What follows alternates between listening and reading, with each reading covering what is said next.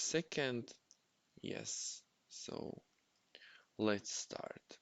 We will start with the introduction and then we will go to the core. Today we will try to have an overview of basic metabolic pathways. And yes, we will see whether we will have enough time for nucleus. However, I guess nucleus will be our topic for tomorrow. Today we are going to focus mostly on metabolic pathways. Okay, so let's start. Himari, please, can you read the first question? Sorry, I can't see. You can't see the slides. What about the others? You can you see the slides? I can see. Okay. Tomohiro, Ayane, Takeshi, Hitomi, Mina, you can see them? You can see the Yes, I slides? can see it. Yeah, I can see. Okay. So Himari, please try to refresh. Try to refresh. Okay. Okay. Try to refresh the site. We will wait for you. Okay. We will wait for Himari.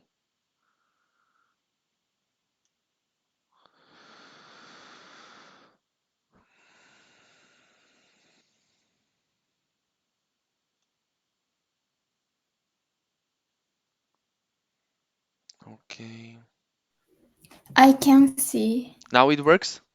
Yes. Perfect. Okay.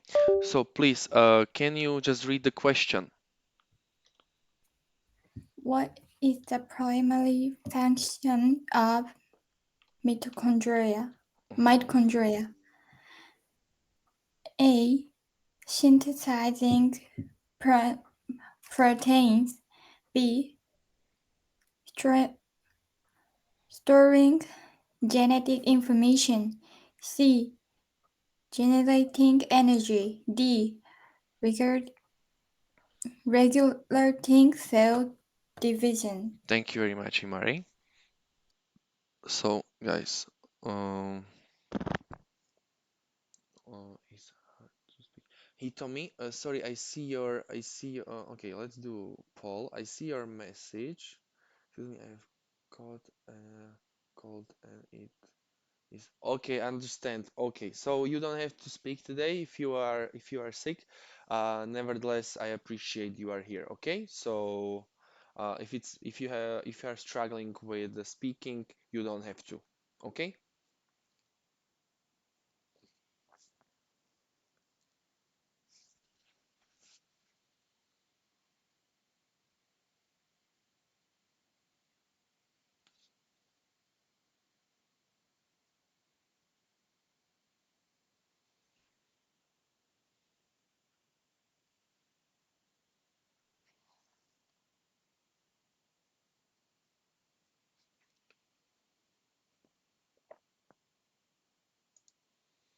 Okay. So we have the results. Himari, what have you chosen and why?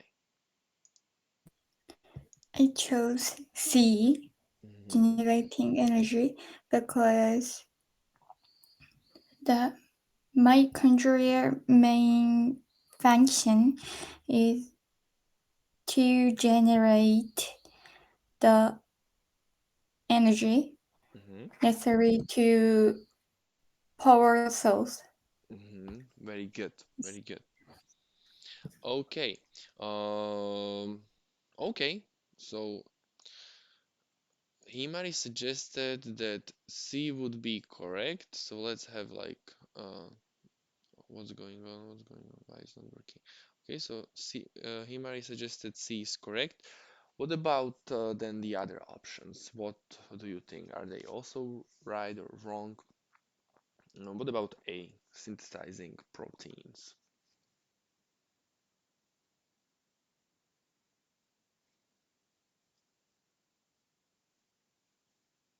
Risa, what do you think? For option B, I think the role of nucleus is storing genetic information. Yes. So okay, when if we are considering B option, storing genetic information. Yes, it's definitely it is not a primary function of mitochondria. Okay, mitochondria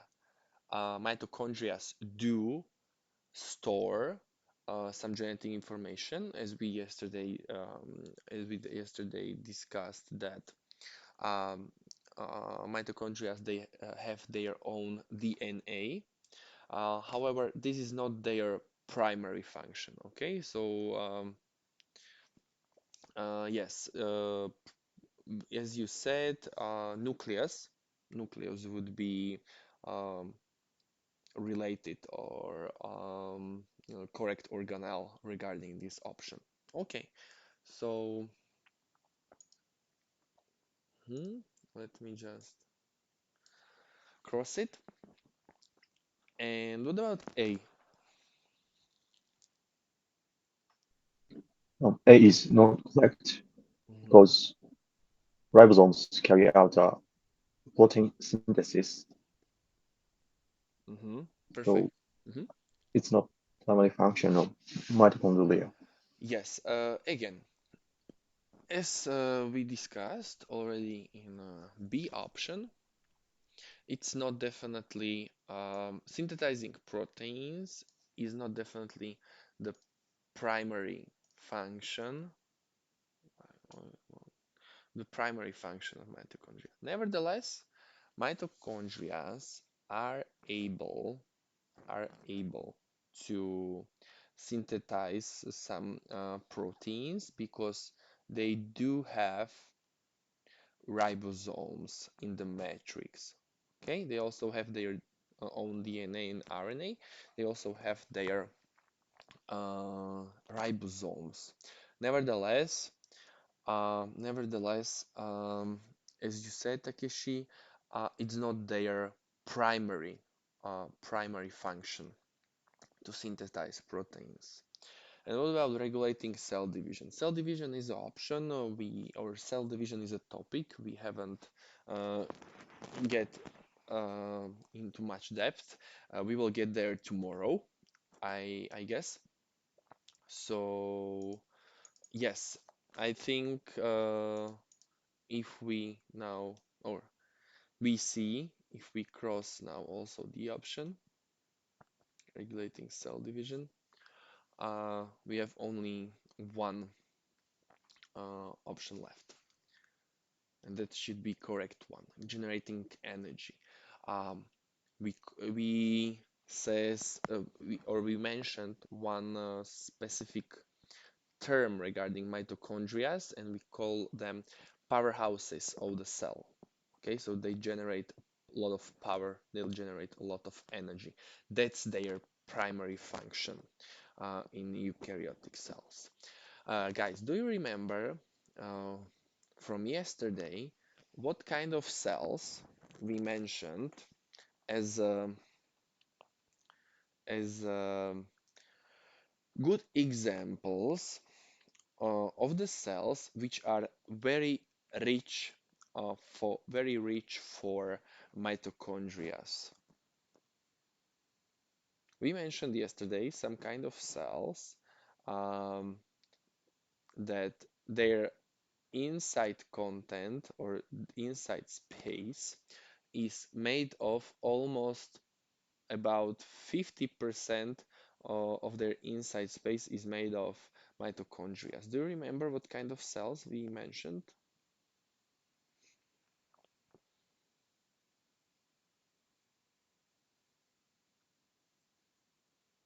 Anyone? No? We Chloroplast, can you repeat? chloroplast, Chloroplasts are not the cells. Chloroplasts are also organelles as mitochondria. So both of them belong to one specific group. We could call or name them semi-autonomous organelles. Mitochondria are typical for human cells or animal cells.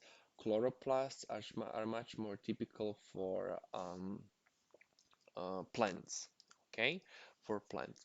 Chloroplasts, however, are not a cells, so there are no mitochondria in chloroplasts. Okay, chloroplasts are just organelles such as other organelle. Let me show you the picture. For example, on this picture again, we see a plant cell. Here we have a plant cell, and here we have chloroplasts. So they are organelles inside the cell. And as you see, mitochondria are just next to it. So in plant cells, we are able to find both mitochondria and also chloroplasts. But chloroplasts are not typical for animal cell. Okay, so the answer to the question what is regarding which okay, let me bring this more here. Which cells have a lot of mitochondria inside? We mentioned liver cells or also cardiac muscle cells. Cardiac muscle cells have a lot of mitochondria because cardiac muscle cells need need to produce a lot of energy. Our heart is always working without any break, okay? Because if there is a break in your heart activity, as you know, and your heart stops working, it's really problematic and it's life-threatening situation. So that's why heart need a lot of power, a lot of energy. So cardiac muscle cells have a lot of mitochondria inside. Okay, perfect. As well as for liver cells. Liver cells or liver is a very important organ regarding metabolic pathways. There are plenty and plenty of metabolic pathways, enzymes, substances, hormones, degradation processes such as um, drugs or whatever comes to your mind, almost everything goes through your liver. So their liver needs also a lot of energy to maintain those processes inside. Mhm. There are also other examples, but those two we mentioned yesterday. Those two are, would say, easy to remember uh, as an examples. Okay, so guys, clear? Yes? Okay, okay. Let me bring the quiz back. Okay, here we are. Perfect. Mina, please, can you read?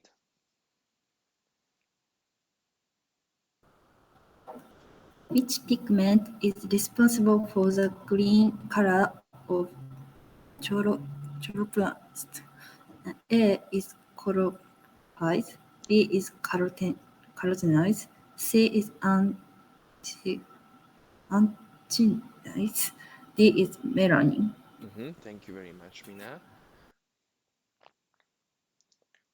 Just a little correction regarding pronunciation. The first one is chlorophyll. Chlorophyll. Okay? But besides that, very good.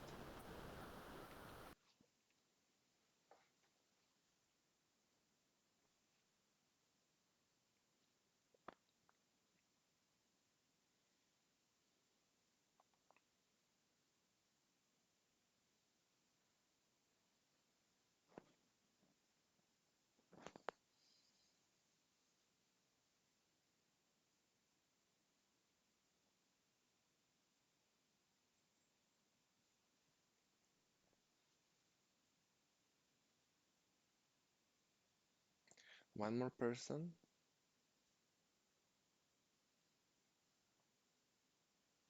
Okay, very good. Okay, here are the results, so let's discuss them. Mina, why have you chosen A as each of you? So,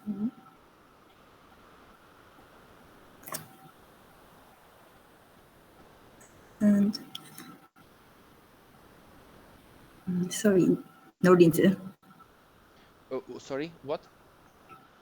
No reason. No reason. Okay, so it was more a Yeah. guess? Yeah.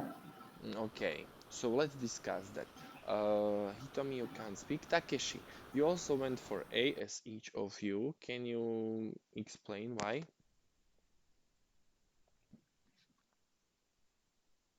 Um, I researched yesterday about chloroplast Mm-hmm, in class, and chloroplast has chlorophyll, mm-hmm, but uh, it ha um, they they don't have has B, C, and D. mm-hmm. So I choose A. Okay. Um, maybe. Okay, we will discuss that now. Regarding chlorophyll, all of you were absolutely right. Yesterday, as Takeshi reminded us, yesterday we had an activity. You worked in two groups, and and one group focused on chloroplasts.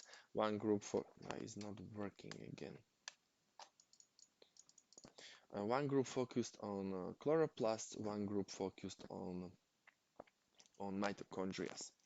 And chloroplasts uh, do contain chlorophyll, definitely. That's what gives them the green color. Yesterday we mentioned that chlorophyll is very important pigment for photosynthesis. Okay, so it basically captures the light. It captures the light and it enables the plants or the green organisms uh, to do photosynthetic reactions, and that's something what, for example, we as humans can't do. We do not have chlorophyll in our cells, nevertheless plants do have, and thankfully via chlorophyll they are able to do photosynthesis. However, a little correction to what Takeshi said, carotenoids, we are also carotenoids are also pigments which we can find. We can them find in chloroplast. Okay, we can find them. Um, and they can contribute to the additional colors. For example, yellow, orange or red color. Okay, so carotenoids are responsible or contributing to the other colors in nature. Okay, so um, it was just a little correction. Carotenoids can be found in chloroplasts. Okay, however, if the question is stated like this one, which pigment is responsible for green color? Definitely, as all of you went for, is chlorophyll. Chlorophyll is responsible for green color. However, carotenoids are responsible for other colors: yellow, green, yellow, orange, red, for example.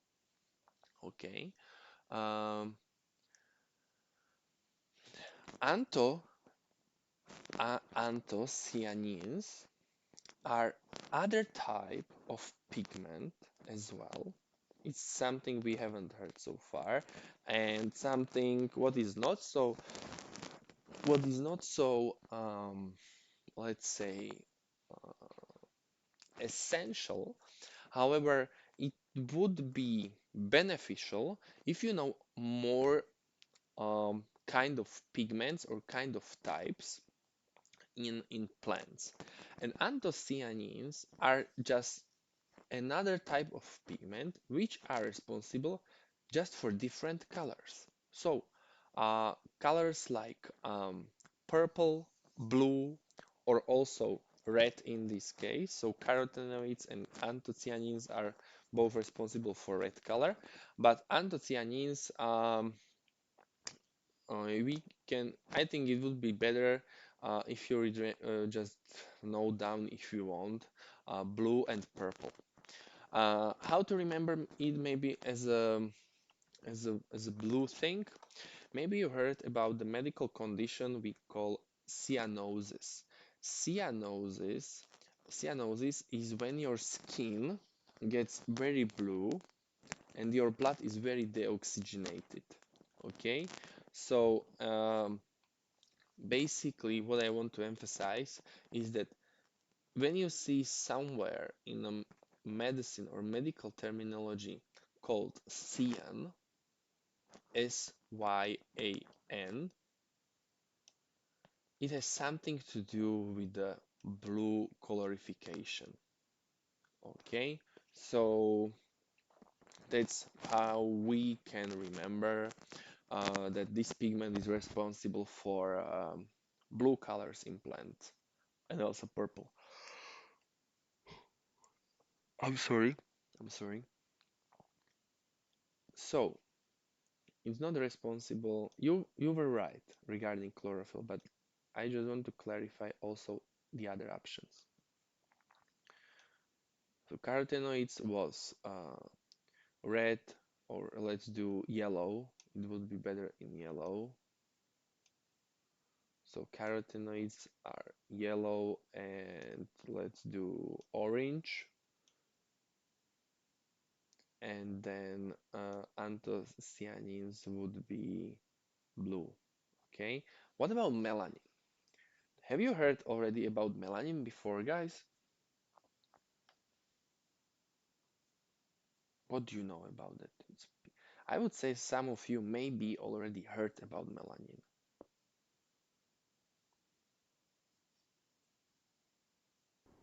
I heard the amount of melanin,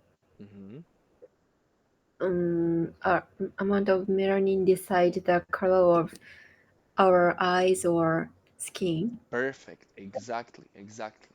So, we will exactly. Melanin is a pigment very typical for animals and very also typical for us as humans. Thank you very much, Risa. If you have a really low concentration of melanin or non-concentration of melanin in your skin, um, we call this we call this defect when you have non-melanin albinismus. So people are really like just white. They have white hair, very white skin, blue eyes. They are very easily sunburned, so they cannot be um, outside, for example, during summer months when the sun is very strong, or they need to use a really strong kind of protection. In those people, it's very probable that they will develop some kind of skin cancer because melanin supposed to be kind of protective pigment for our skin, so for our surface organ. Skin is the surface, the biggest organ in our body. For example, the dark colored people, they have the bigger concentration of melanin on the skin. So exactly, the melanin or the concentration of melanin defines the color of our skin, also hair, eyes, and so on. And we call the the the, the cells which have their which keep the melanin inside melanocytes. Melanocytes. So those are the cells um in our skin basically. And melanin is kind of pro protective pigment, um, uh, protective pigment uh, in our bodies. However, absolutely right. Um, it's not foundable in chloroplasts. Guys, do you understand?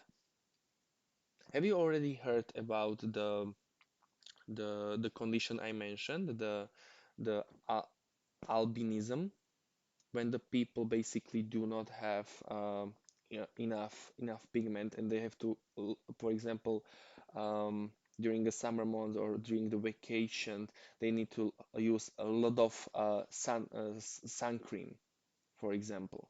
They get easily sunburned. Uh, they can much more easily develop some kind of skin defects or skin cancer. Or these people are under the higher risk of developing a skin cancer. Okay, so some of you are nodding. Okay, so something like uh, clinically correlated to our one option, melanin. Okay, can we move further, guys? Yes, perfect. Hmm. So thank you very much for that.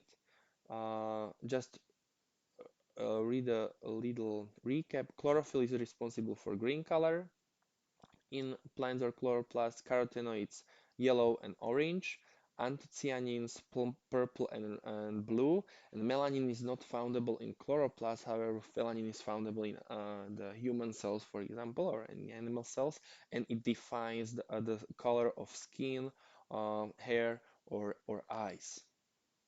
Very good. Uh, okay, Takeshi, please, can you read? What is the most fitting function of the cell membrane? A. Energy production. B. Cell division. C. Transport of substances. D. Protein synthesis. Mm-hmm. Thank you.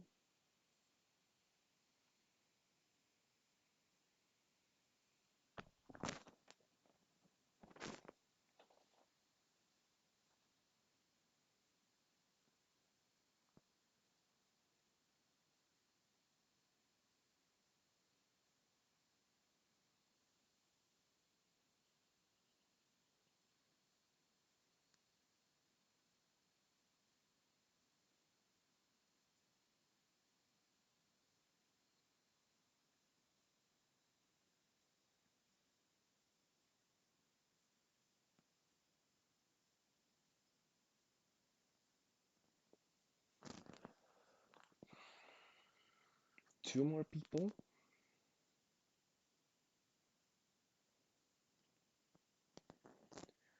One. Great. Okay, here are the results. So, Takeshi, what have you chosen and why?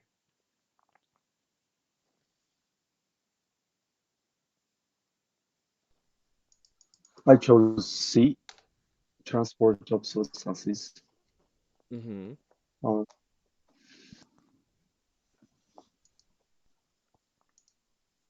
like What about the other option? Let's discuss the other option first. Why you think, for example, you suggested C, okay? Right? yes. Okay, so let's propose that C is correct, as most of you went. This let's have a discussion why um, B, D, B, and A are not correct, in your opinion. What do you think about D, Takeshi? For example, D. Why you didn't went for D? A. D. D. Okay. Or D. okay, whatever, whichever you want, whichever you choose. Oh, okay. D is ribosome functions, Okay. so it's not correct. Mm-hmm. And A is mitochondria's functions, Perfect. Great. so Hmm. it's not correct. Cell division, we will get there tomorrow.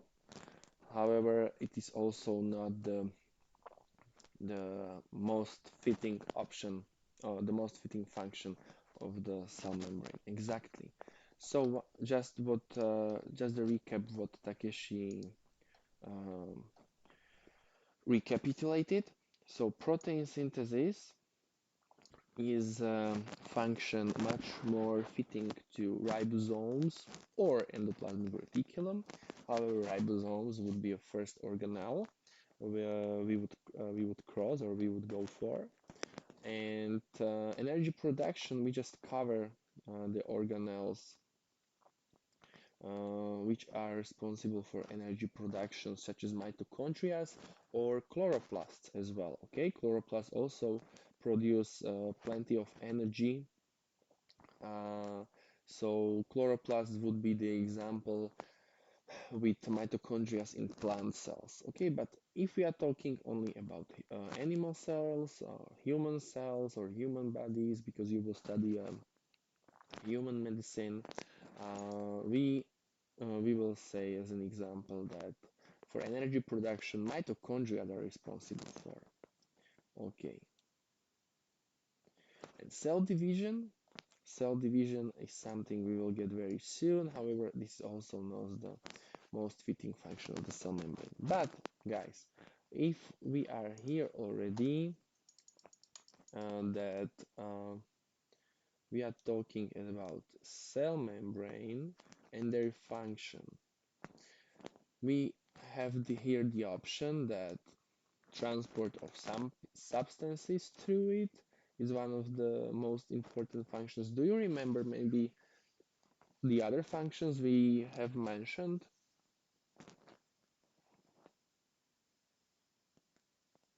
What besides that we mentioned?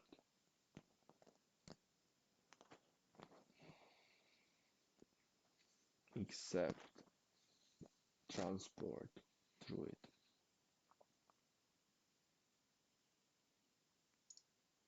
I will try to draw a hint for you. So, for example, some cells looks like this, some cells looks like this, some cells looks like this.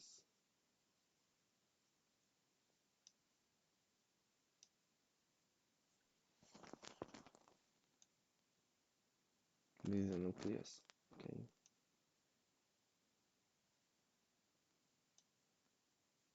What do you think? Where I am aiming with these drawings, if we are talking about function of cell membrane? To keep their shape. Perfect. So, hand in hand with cytoskeleton, cell membrane also maintain and keep the shape of the cells.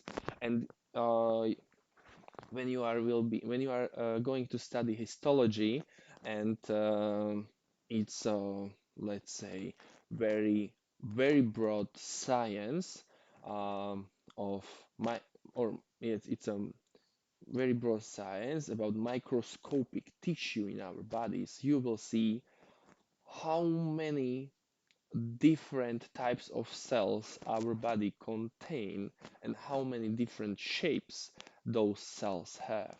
And those shapes are maintained and kept also with cell membrane.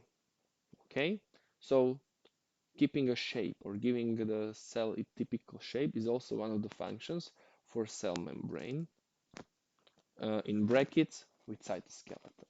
Also, we mentioned communication. Okay, so cell-to-cell communication. We have plenty of receptors on cell membrane surfaces. So cells communicate also thankfully to cell membrane. Okay, so communication, um, transport, and maintaining a shape. Also, we mentioned barrier or protection, okay, with extra cellular space or environment. So those, all of them can be, all of them are very important functions of cell membrane. Okay, guys, let's go further. Ayane, what about, can you read this one? What is the process by which cells unload materials from the external environment and bring them into the cell? A. Exocytosis. B. Facilitated diffusion. C. Pinocytosis. D. Osmosis. Thank you.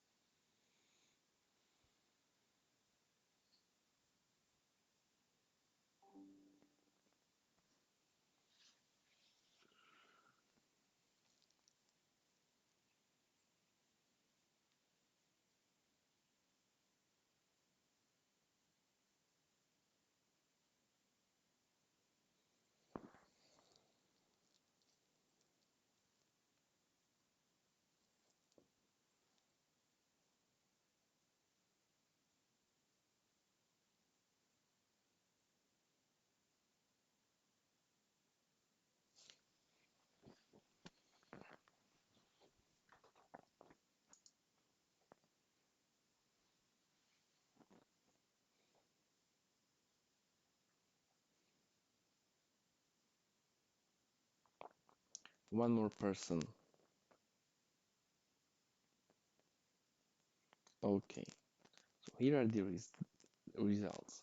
Let's discuss them. So, Ayane, what have you chosen and why? I choose B, but I know it's Fine. mistake. You went for C or you B, B? but yeah, but mm,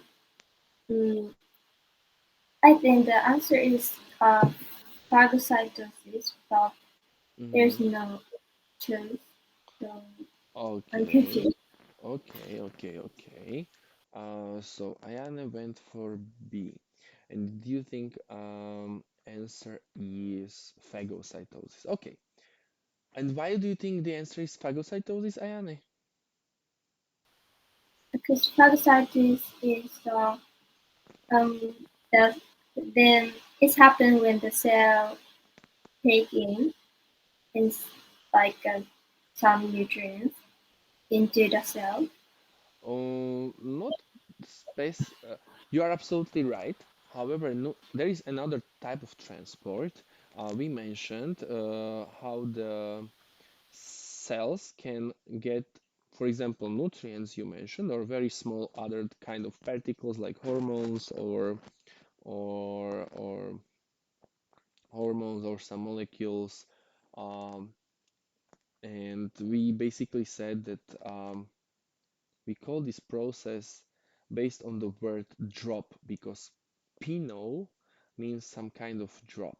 Let me show you the picture.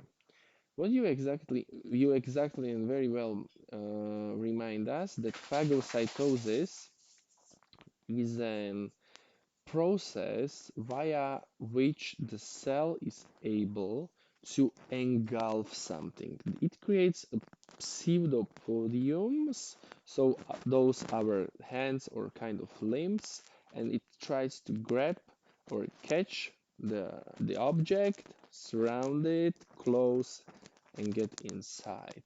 However, phagocytosis only few cells or specific types of cells can do it. Neutrophiles we mentioned or macrophages.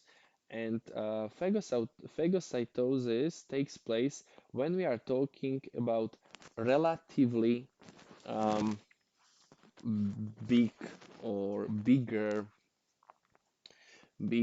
objects such as bacteria. However, pinocytosis is only kind of invaginations um, making for very small objects. As you said, for example, nutrients. And basically, if we have on the cell surface or extracellularly um, some concentration of nutrients, the cell can get those nutrients inside via pinocytosis. So it creates these kind of invaginations, and those invaginations basically it's very small vesicles which which gets the material or those small particles, molecules into the cell. And each cell, yes, almost each cell is able to do this. Okay, so it requires uh, energy, so it belongs to endocytosis. If we get back to our question,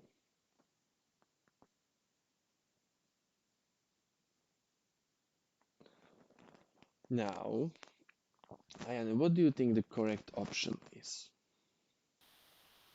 Pinocytosis. Pinocytosis. Very well. Pinocytosis is very correct in this case because uh, the cell,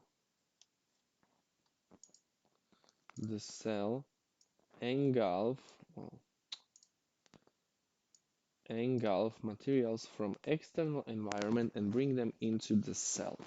Okay, so yes, pinocytosis is correct.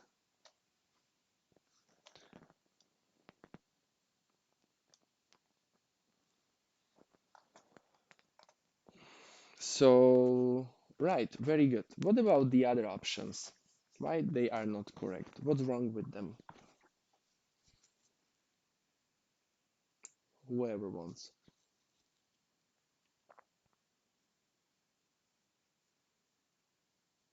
Or what is osmosis, guys?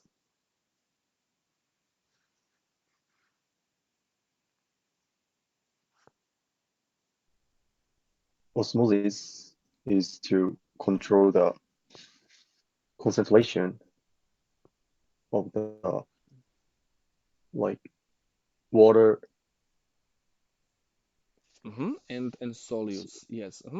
Very good. So osmosis, as we saw on this picture, is just the movement of water molecules through the sorry through the semi-permeable membrane. Through the semi-permeable membrane, water molecules are able to pass through in order to maintain a balance or equilibrium. Okay, balance in concentration between two sides.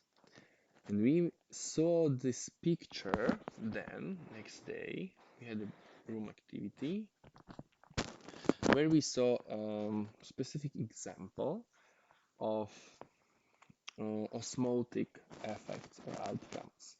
When you put erythrocytes in hypertonic solute, what it will cause, what will the outcomes be? And you see how the cell is shrinked and gets smaller and a little bit damaged because the water passed through the cell membrane in order to maintain a balance because the surrounding environment is hypertonic or it has more solutes than the inside of a cell membrane. In isotonic, this is imbalance. So the exchange of water molecules to the cell and outside of the cell is in balance. Okay, so they are more equal. And the opposite example to hypertonic is hypotonic. So in hypotonic, the surrounding environment of the erythrocytes uh, is um, is in lower concentration than the inside of a cell. So the water molecules gets to or inside the cell in order to maintain a balance in concentration. So, and is it a passive or active transport, guys? What do you think? Osmosis. A is active, B passive.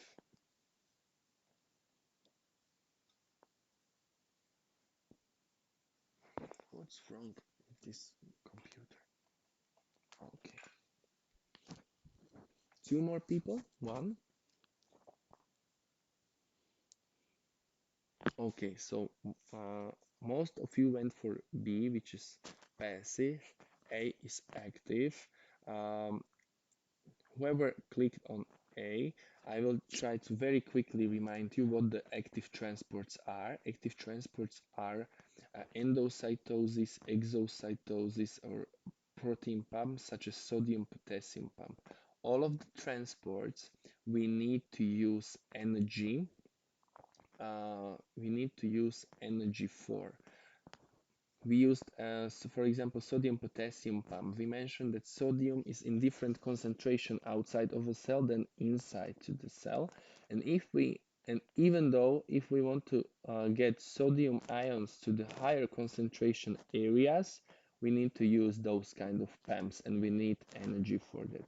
Also, we need to use energy for phagocytosis or pinocytosis to get things inside of the cell, okay? When we are creating those vesicles and so on, or pseudopodiums. So we need to use energy also as exocytosis. And among the passive transport belongs simple diffusion, facilitated diffusion, and osmosis. Okay?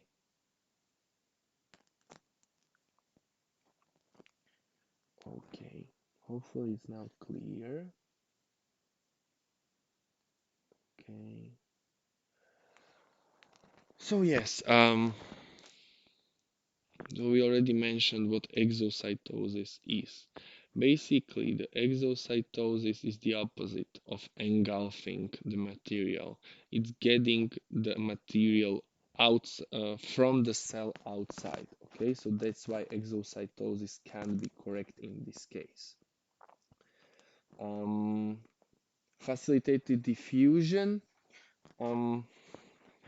It does not engulf material.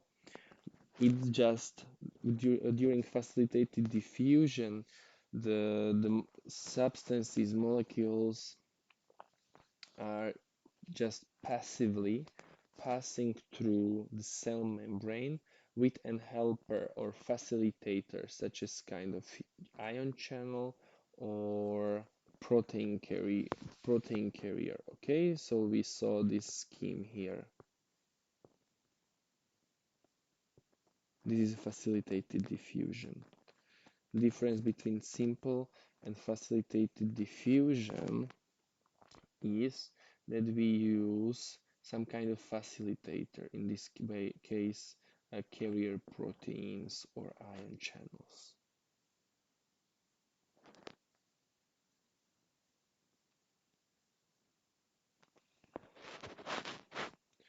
Okay, and osmosis is also discussed, so hopefully now it's clear. Even though we will repeat it a few more times, so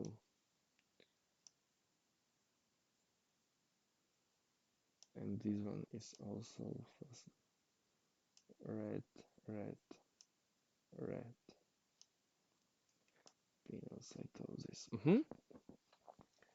Okay, guys, can we go on, or would you like to have more clarification in this question? I will ask, yes, we can go on, no, we should stay.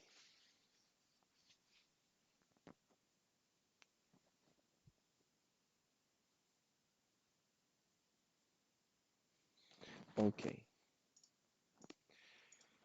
so here are the results. Let's continue then. Tomohiro, please, can you read?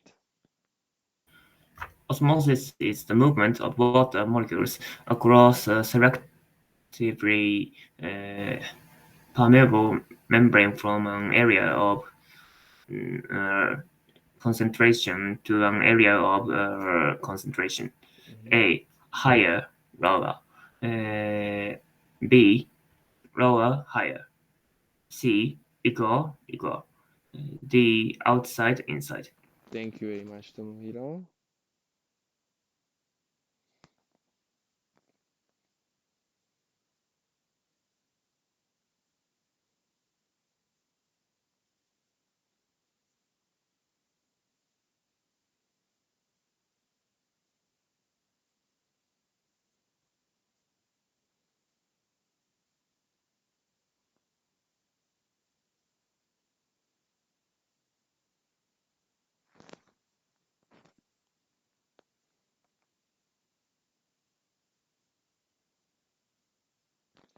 One more person.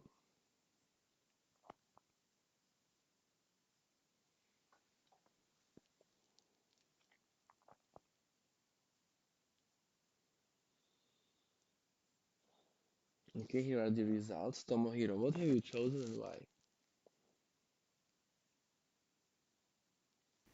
I chose A uh, because osmosis is passive activity of Mm-hmm. so it must be occurred in from higher concentration to lower concentration. Okay. Most of you went for higher to lower. One was from lower to higher. Guys, osmosis is sometimes very confusing topic. I will try to explain it again. Um, I will ask you the questions. Here we have what in the middle, those red lines. Marisa, what do you think those red lines represents? Represent What is it? What do you think it is? The red thing here. mm, the boundary of different concentration. Yes, it's kind of boundary. We call it semi-permeable membrane. Okay, perfect. But yes, we are aiming there. What you said, different concentration. Here we have somehow concentrated solute, and on the right side we have also differently concentrated solute.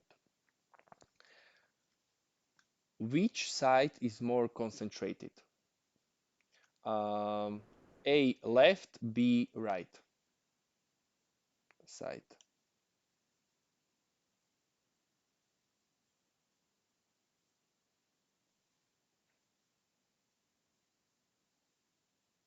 Perfect.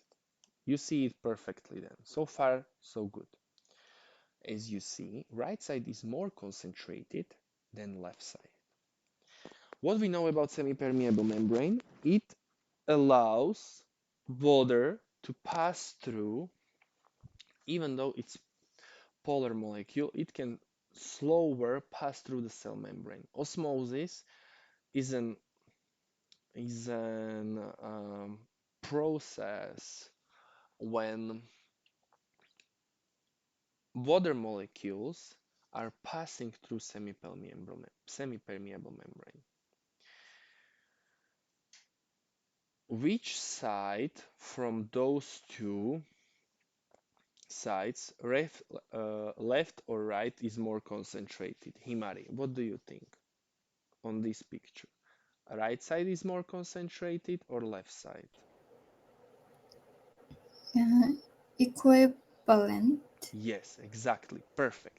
There's the bell or the concentration on both sides is the same.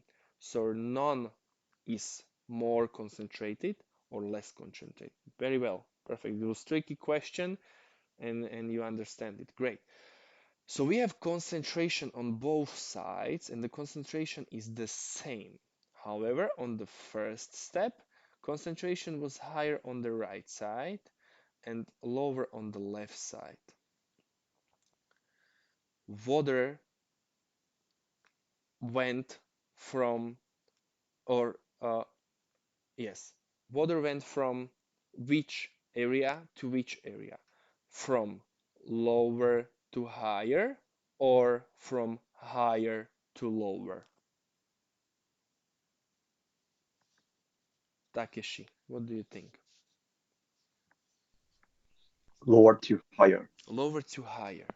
Perfect. So in osmosis, it sounds strange, but in osmosis, water molecules are going from lower concentration areas to higher concentration areas if we are talking about semi-permeable membrane, okay? So it's like kind of opposite to simple diffusion or facilitated diffusion, but basically it's not. We mentioned very important thing once. Why is it possible that something like this happened? That it goes against kind of gradient? Because it's not against a gradient. Because on the left side here, we have more water, okay? So the amount of water on left side is basically more than, or the concentration of water on the right side. So it goes from higher water concentration, it goes from higher water concentration to lower water concentration.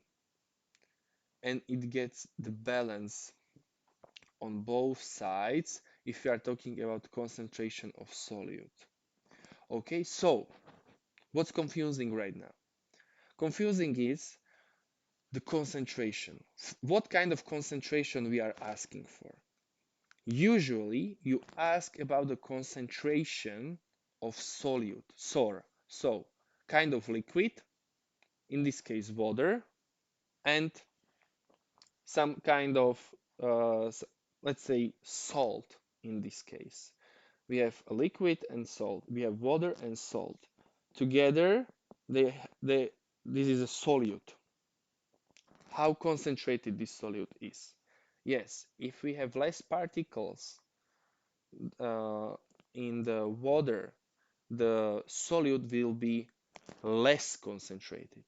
If you have more particles of salt in the water, the solute will be more concentrated. But there is an opposite thing regarding the water concentration, let's say. There is more water on left side than on the right side. But in semi-permeable membrane and in osmosis, the water molecules pass through the semi-permeable membrane in order to have a balance in concentration of solutes on both sides. Clear, guys? So far? Clear?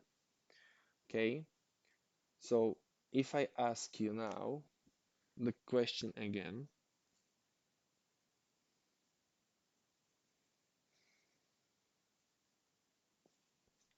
if I ask you this question one more time, how would you decide? What would you choose?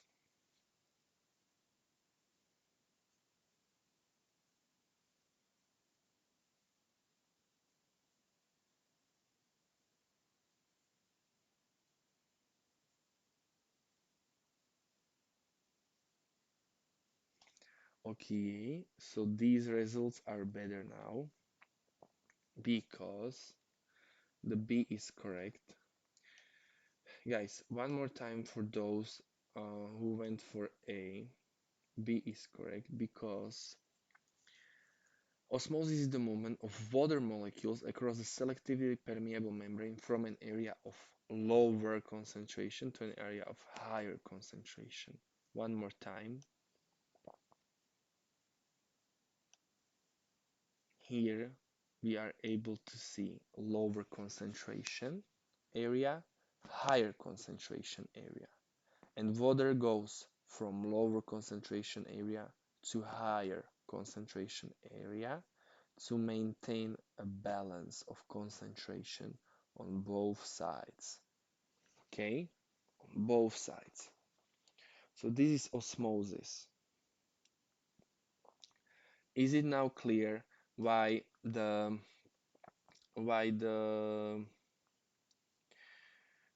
B was correct in our question, guys? Yes, please. If not, we will still have plenty of time to recap that. However, I know it sounds strange, but it's fact, guys. And in osmosis, water goes from lower concentration solute area to higher concentration solute area because we want to maintain a balance on both sides. So it's some balance is like utterly existing, or in nature it's very common to see the things they want to get the balance in balance on both sides. So this applies also for osmosis. In osmosis, you want to maintain a balance to reach the balance of concentration of both sides of semi-permeable membrane. Okay? Okay, guys, do you need a break? Yes, no? Okay, I see. Okay, so let's meet in 10 minutes here back. Okay?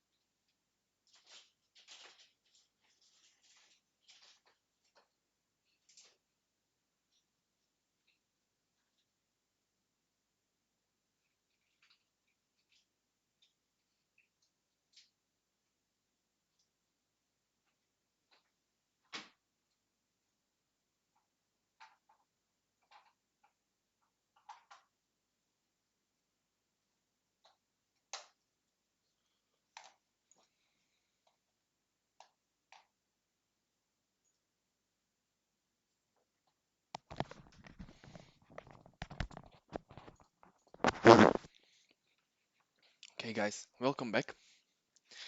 So, let's continue where we ended.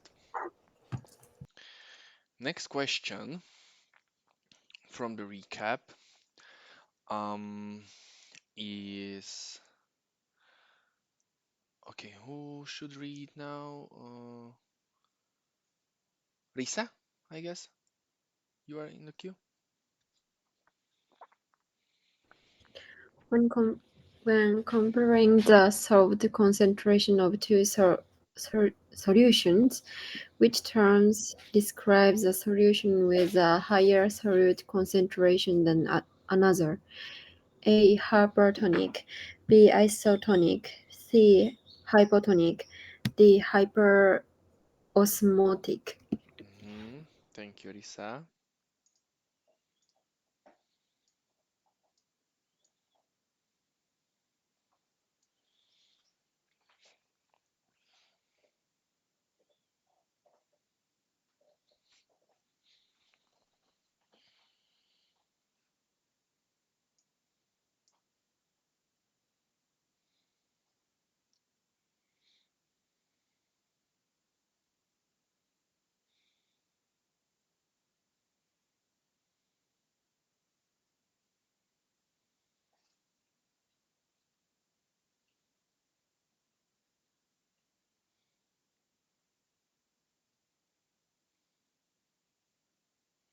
One more person.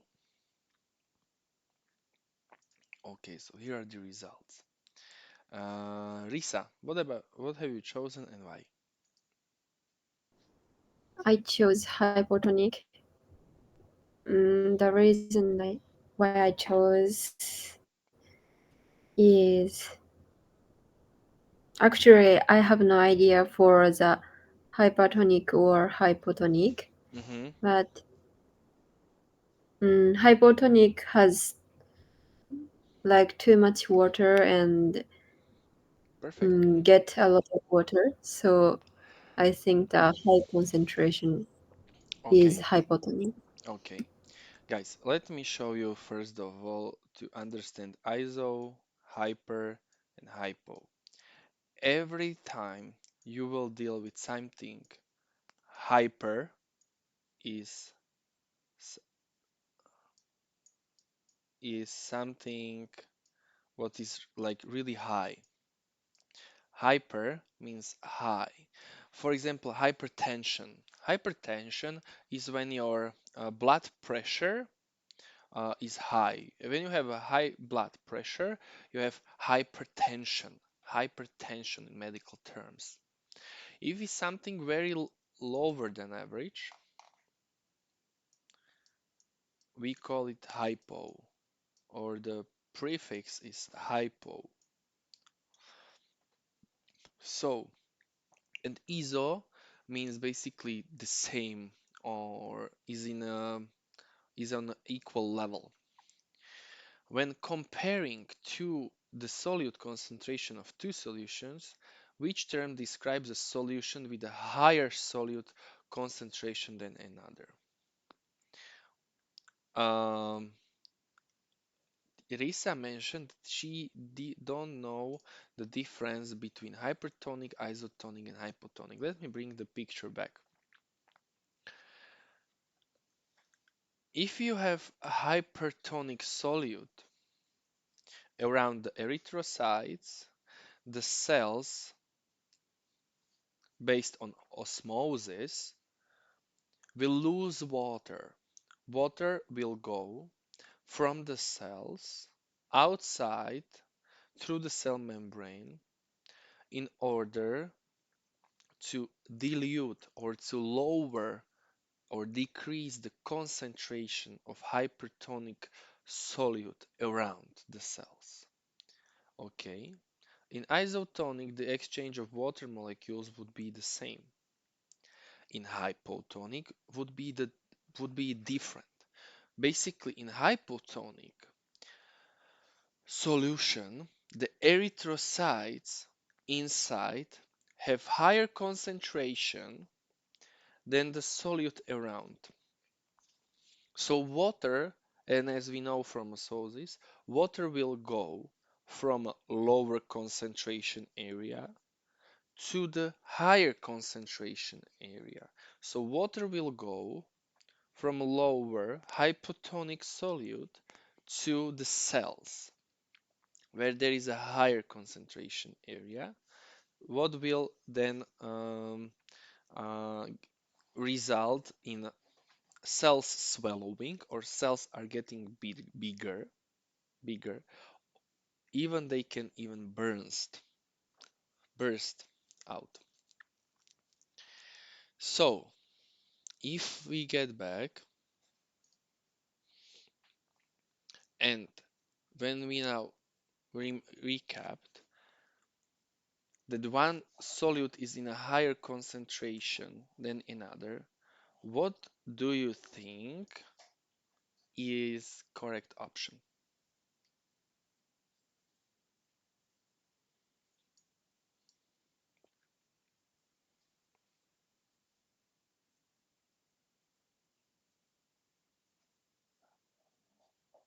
Okay, so most of you went for A, which is great. So one more time. If we have concentration here higher and here will be lower, this solute on the left side, this solute will be called hypertonic solute, and this solute would be called hypotonic solute, because hypo is means in general low or less, hyper means more, okay, or bigger or higher or something, whatever, more basically. And if the concentration in the first glass or jar or solute, yeah, keep it solute. If the concentration, the first solute is higher, it will be hypertonic solution. It will be hypertonic solution comparing to this one where the concentration is lower.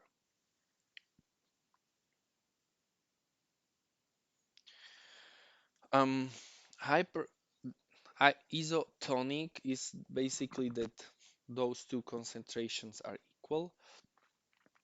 This one would be hypotonic. Hyperosmotic also exists, this such a term. However, I think we can leave this one for your physiology classes in the second year when you will deal with uh,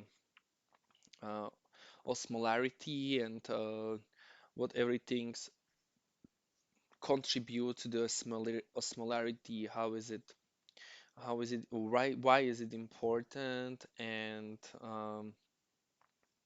yes, what participate in that.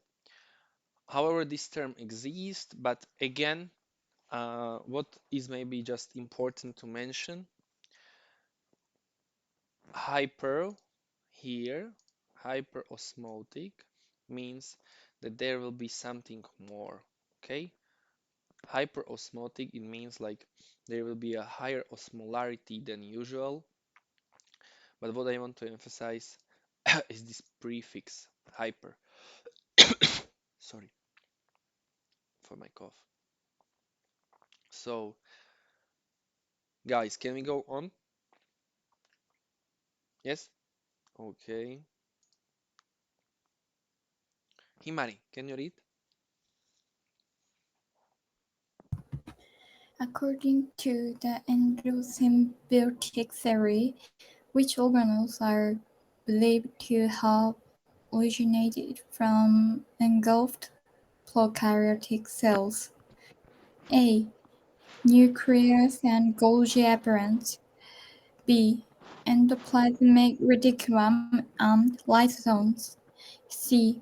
Mitochondria and chloroplast. D. Vacuoles. Vacuole, Vacuole. vacuoles and ribosomes. Thank you very much, Himari. Let's have a poll.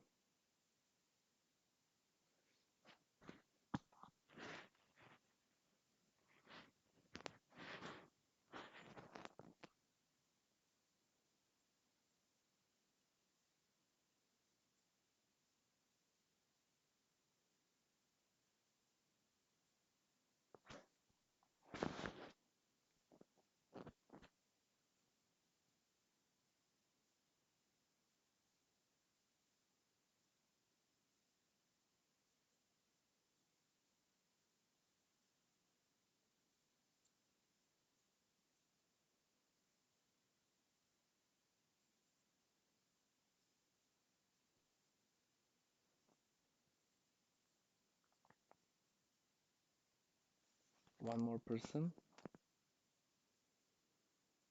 Okay, here are the results. Himari, what have you chosen and why? I chose C. Mm-hmm. And because the prokaryotic cells is A and A, B, and D not has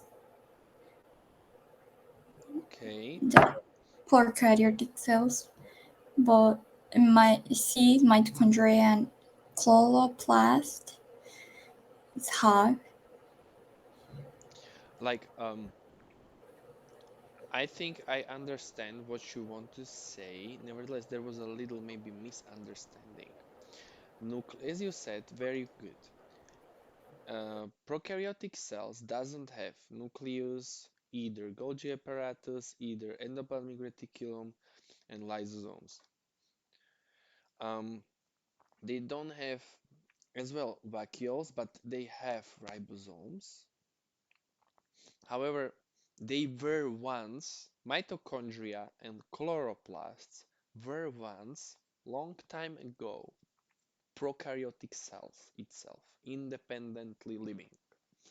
Okay, so they were just living individually in the world, and then after endosymbiotic event happened, they were engulfed to eukaryotic ancestral cell, and they started to live inside. Um, uh, you were absolutely right. Endoplasmic reticulum, lysosomes, Golgi apparatus, nucleus, they are part only, or they are typical only for eukaryotic cells. But ribosomes can be found in both, even in prokaryotes, even in eukaryotes. But if we are asking on the endosymbiotic theory, only two organelles we mentioned so far, which were engulfed after this event, and those were definitely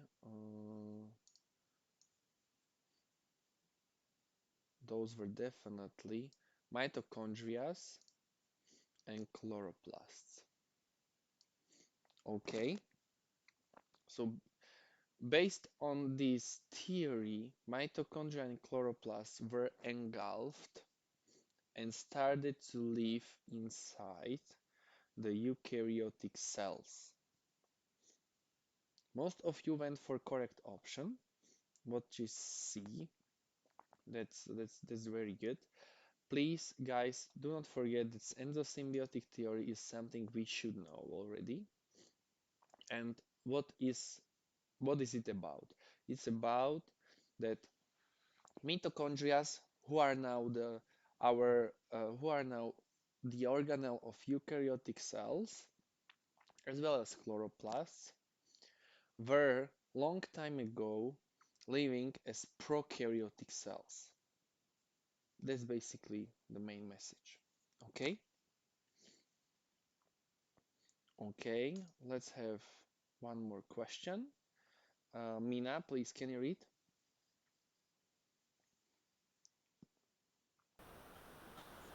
Which of the following is an example of passive transport? A is facilitated diffusion, B is active transport, C is endocytosis, D is exocytosis. Thank you, Mina.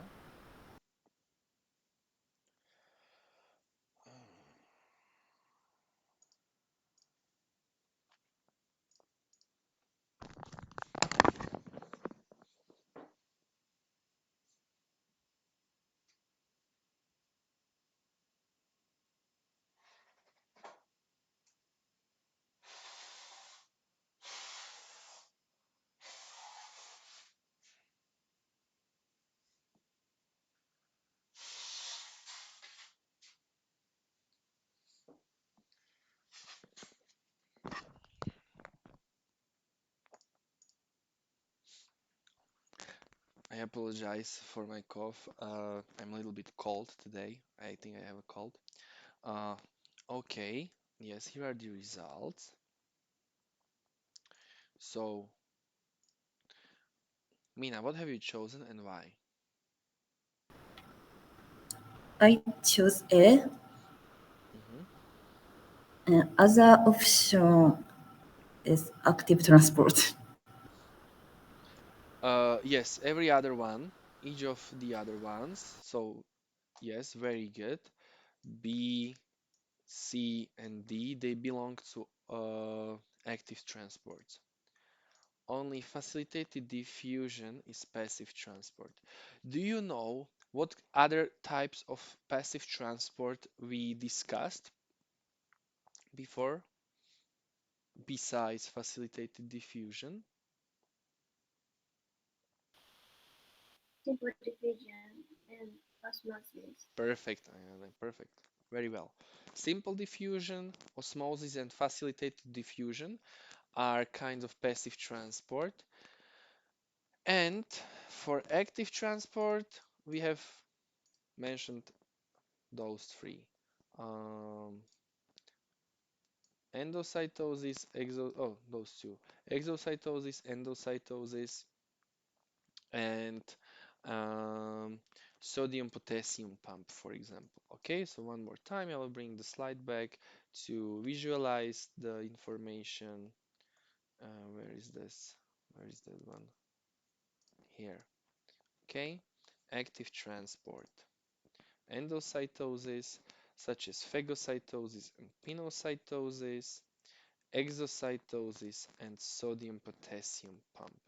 Those are the active transport you should know. Okay, so very well. Okay, guys. Um, okay, here that was the last question. Well, that brings us to the core. Okay, so metabolic pathways.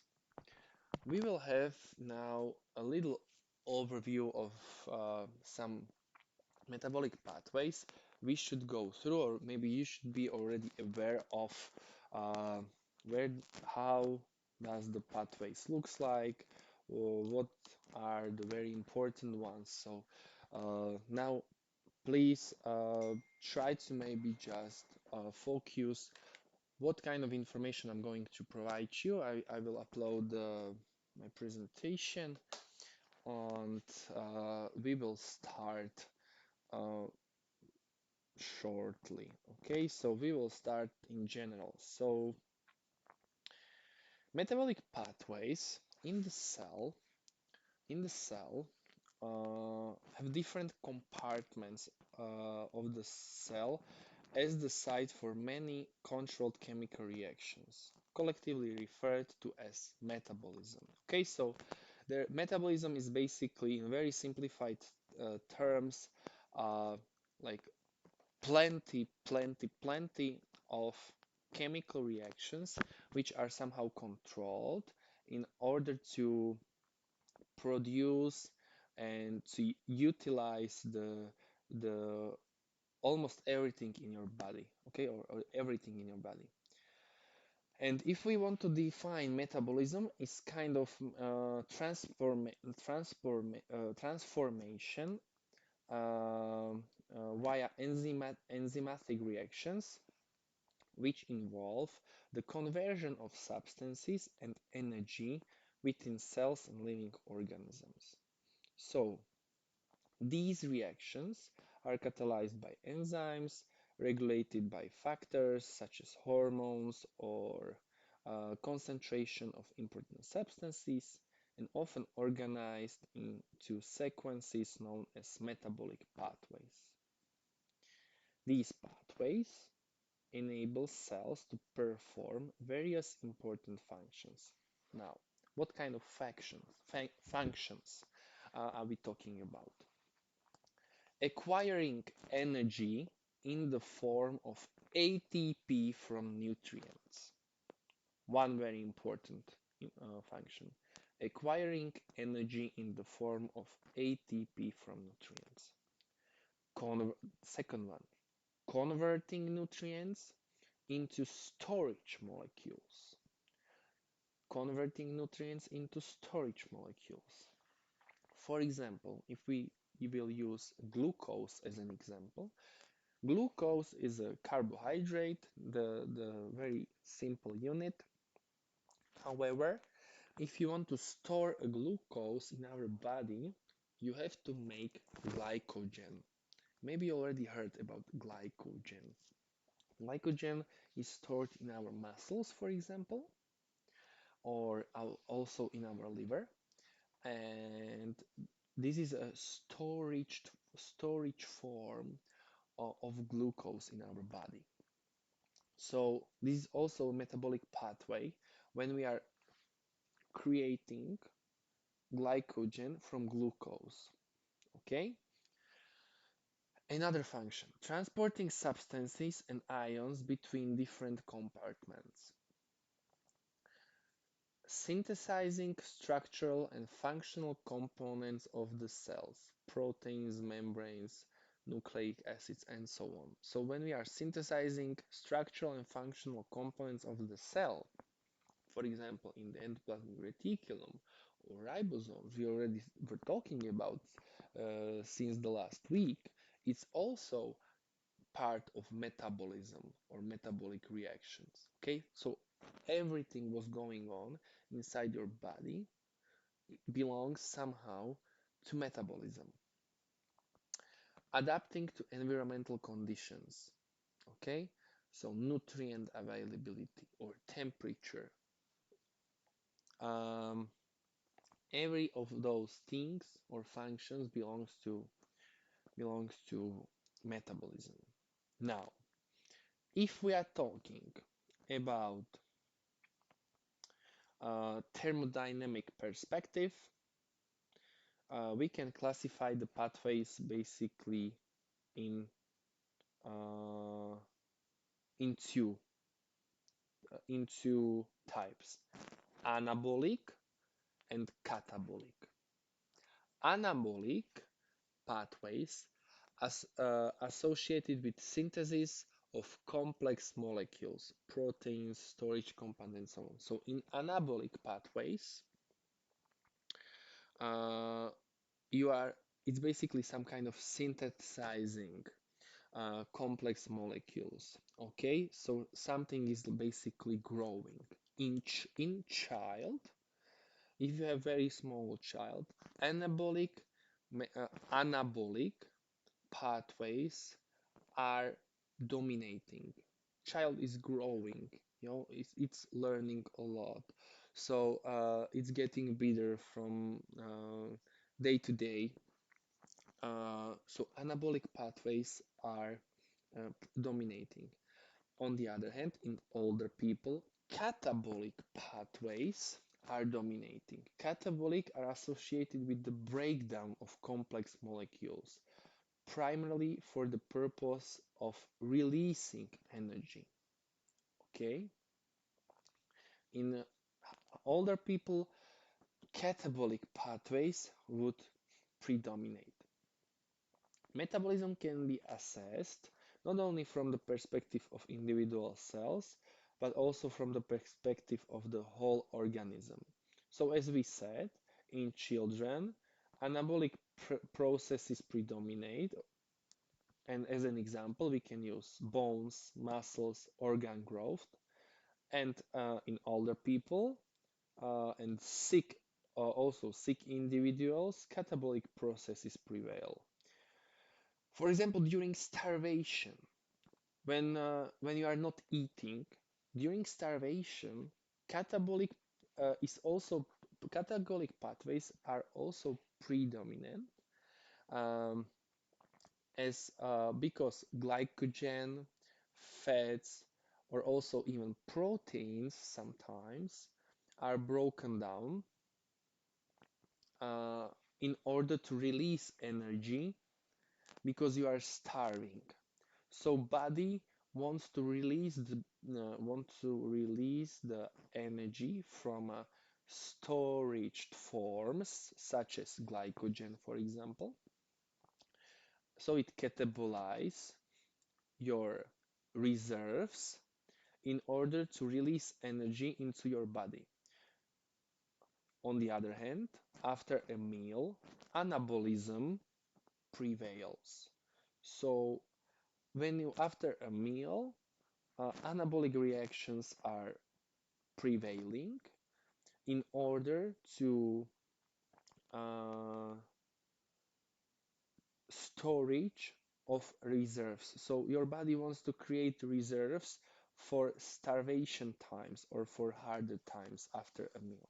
So basically, this is the difference between anabolic, when something is growing or getting bigger or wants to create reserves or something like that, basically to create complex compounds. And catabolic is the opposite. So there is a breakdown of complex structures, molecules, and so on. Okay, um, let's have very briefly, let's go through the glycolysis and Krebs cycle, and then and then respiration chain. So basically, glycolysis is the first stage of cellular respiration, and it occurs in the cytoplasm of cells. Okay, guys, so it happens in cytoplasm. This is important to mention. Glycolysis happens in um, cytoplasm. In our bloodstream, we constantly have a certain level of glucose. Okay, so in our bloodstream, there is always some kind of glucose after a meal. Okay, it's not only when you eat just some candies or whatsoever. Uh, when you are after a meal, your glucose levels after a meal, your glucose levels rise, and the body wants to create a storage, okay, or wants to utilize this energy. This is now how it started with glycolysis. Glycolysis, um, um, or it starts that in our bloodstream we constantly have a certain level of glucose, and which we obtain not only through direct consumption of fruits or sweetened foods, but primarily from breakdown of starch. Starch we were discussing yesterday. Starch is a lot of glucose units bonded together, and it's more easier to find starch in the nature in the form such as potatoes or rice or bread. Uh, So it's a polymer. So it's like long molecule of glucose, basically, okay? And the high energy value of glucose lies in the fact that we obtain two molecules of at, acetyl coenzyme A from one glucose molecule. For the purpose of biology, let's consider a simplified scheme indicating the number of carbons. Okay, so um, basically what we have to remember. Uh, Glycolysis, as we see on this scheme, starts with 1 unit of glucose, and for the beginning of this process, we need to invest 2 molecules of ATP, but as an outcome, we have 4 molecules of ATP. So it's, let's say, kind of effective way. We invest less and we gain more. Okay? We gain more. And so as an outcome, we have 2 molecules of ATP and two pyruvate molecules. Pyruvate is very important for us because we use pyruvate in the following citric acid cycle or Krebs cycle. This Krebs cycle is going on in mitochondrial matrix. Here we are able to see plenty of enzymes and plenty of mid steps in this cycle. So as you see, citric acid, isocitric acid, ketoglutaric acid, succinyl coenzyme A, succinate, and so on and so on. Each of those steps is different, and each of those steps requires different enzyme. You will, in your second year, when you will be dealing with biochemistry, you will have to know not only the names of the substances, but also notes to draw the molecules, how they look like. However, it's really far from now, and we don't have to bother us with that and overwhelm us with that. What we want to understand is the process, that how to gain energy from our food. So we started with the glycolysis in the cytoplasm of a cell. Here we have some pathway. We invested a little bit of energy, but we gained more energy. But still, this is not the end. This is only a beginning. Glycolysis is the just first step in cellular respiration. We have two molecules of pyruvates, and those molecules of pyruvates are converted into acetyl coenzyme A. The term or name is very complicating. Nevertheless, it's important in order to start Krebs cycle. You see, acetyl coenzyme A, which was converted from pyruvate, and pyruvate is an outcome of glycolysis, enters Krebs cycle. It enters, and we gain another two molecules of ATP and those cofactors here. Okay, NADH, FADH2. We will get there why they are important. When we are done with Krebs cycle in mitochondrial matrix, we go to the last step. Last step is respiratory chain, or you can find also oxidative phosphorylation and electron transport chain.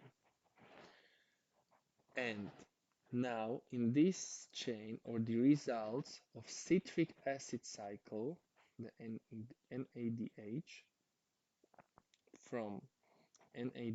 from Krebs cycle enters the inner membrane of mitochondria, and we basically gain energy. We gain energy in the form of ATP.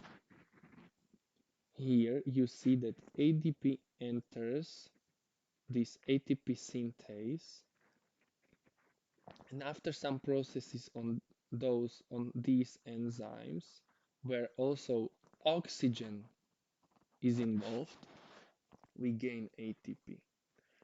As you saw from the video from yesterday, ATP is very, very important, very important form of energy in our bodies.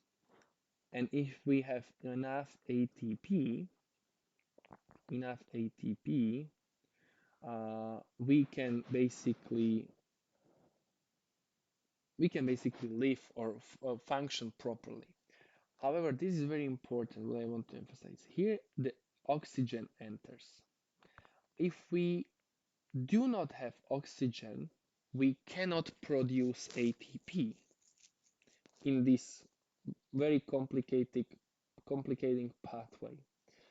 If we do not have oxygen, we cannot produce ATP in such effective way. So we are lacking energy, and that's the reason why we die. If you are out of breath and you cannot breathe, your body will not be able to produce enough energy to maintain its requirements, and you will basically die because of you have no oxygen, you cannot produce ATP, so you have no energy, so the body needs energy for functioning, you'll die. That's the reason of that, basically, when you do not have enough oxygen. So we start with glycolysis. So we have glucose, we generate some energy, but only two ATPs molecules. In Krebs cycle, we also produce only two um, ATP molecules, but in respiratory chain, we produce around 30 molecules of ATP. So it's much more effective to use oxygen in order to produce ATP, in order to produce energy. I don't want to overwhelm you with the individual steps of each of those pathways. Nevertheless, even though you will have to cover them in 2 or 3 years, I guess. No, it's in 3 years, I guess. Um, but what I want to show you that or involved here, that how the bodies are generating energy, for example, via breathing and eating nutrients, or basically the food. Uh, you utilize glucose here, then the outcomes or the results of the glucose breakdown, which is pyruvate, and then acetyl coenzyme A, goes to Krebs cycle. By the way, Krebs cycle was awarded with the Nobel Prize. The Krebs was a Hungarian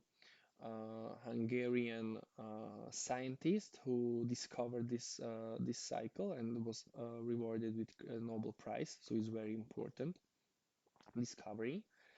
And the outcomes, which are NADH, goes to respiratory chain, which is essential for our cells, for our lives. Okay, so it's very complicating. Nevertheless, at least, hopefully, you have an idea how does how or overview of all or overview of those pathways. You will get more in depth in the future. But this overview is, I think, very beneficial for you and helpful to have already an idea or understanding of the metabolism in our bodies, because this is related everything everything regarding your health conditions or human bodies. Okay, okay, guys, that's everything. Hopefully I did not overwhelm you with the things and with the questions. Tomorrow we will continue with the nucleus and cell division. Okay? Okay. It was just a shorter overview of metabolic pathways. However, I think this is everything you have to know about them. So basically, where are they happening? Okay. Where are they happening and what can be the outcomes? However, the comparison is also important. The glycolysis is much less effective comparing to respiratory chain. But all of those, glycolysis is first step, Krebs cycle is second step, and respiratory chain is a third step of cellular respiration. I will upload also a video regarding that if you are interested in it, and you can check it as your homework if you want. Okay? Guys, do you have any questions before we end? No? Are you exhausted a little? Are you tired from the amount of knowledge, or was it okay? Was it okay so far? Yes? Okay, guys, I do not want to hold you here unnaturally. Enjoy your day and see you tomorrow. Okay? Tomorrow we are going to cover another topics. Thank you very much. Have a nice day. Thank you. Bye. Thank you. Thank you.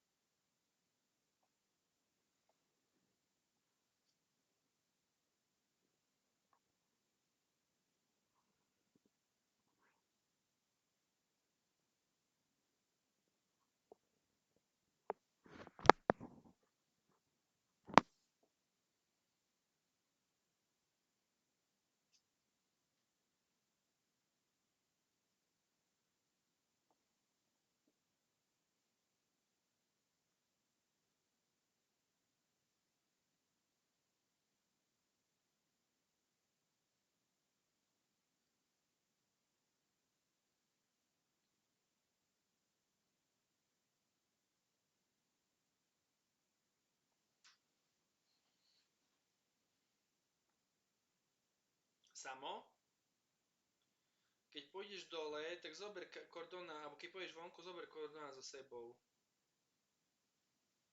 Čo?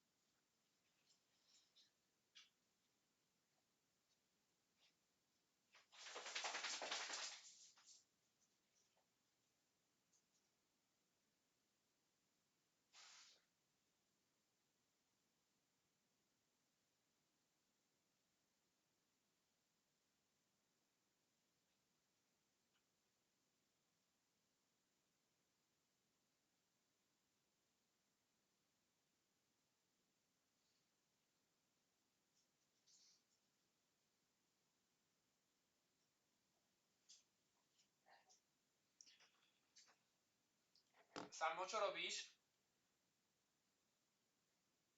Ja púšťam kordona von, hej?